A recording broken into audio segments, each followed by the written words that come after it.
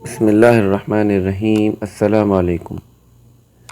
اخبار 24 کے مطابق سعودی وزارت داخلہ کے ترجمان سے پریس کانفرنس کے دوران پوچھا گیا کہ کرفیو کی خلاف ورزی ریکارڈ کرنے کے کیا طریقہ کار ہیں۔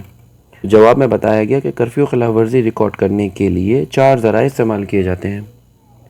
پہلا طریقہ تو یہ ہے کہ فیلڈ میں موجود سیکیورٹی اہلکار خلاف ورزی ریکارڈ کرتے ہیں، جس کا SMS فوراً صارف کو موصول ہو جاتا ہے۔ دوسرا طریقہ کار یہ ہے کہ ٹیلی فون پر اطلاع ملتی ہے کہ فلاں شخص فلاں علاقے میں یا کسی اور کرائم میں ملبوس ہے، تو وہ پولیس فوراً ایکشن کرتے ہوئے جائے وقوع پہ پہنچ کر فوری ایکشن لیتی ہے۔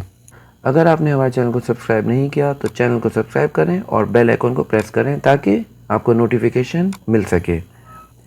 تیسرے طریقہ کار یہ ہے کہ کلنا امن اپلیکیشن کے ذریعے خلاف ورزی کی اطلاع ملتی ہے۔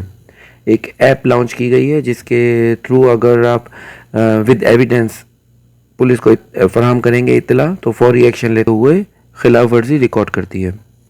چوتھا طریقہ یہ ہے کہ بعض سعودی شہری یا مقیم غیر ملکی سوشل میڈیا پر اپنی ویڈیو کلپس یا ایسی تصاویر جاری کرتے ہیں جس سے ان کے خلاف کرفیو خلاف ورزی کا ثبوت مل جاتا ہے۔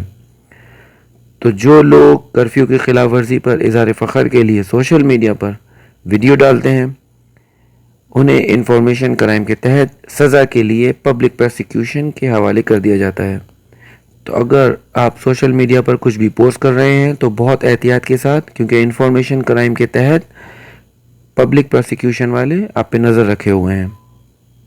اور آخر میں اگر کسی کو کرفیو خلاف ورزی یا کسی اور کرائم کا احساس ہو کہ اس کے ساتھ ناانصافی ہوئی ہے تو وہ خلاف ورزی کے اندراج کی تاریخ سے 30 دن کے اندر ابشر پر جا کر اپنی شکایات ریکارڈ کرا سکتا ہے یا کلیم کر سکتا ہے۔ تو آپ کے قیمتی وقت کا بہت شکریہ۔ اللہ حافظ۔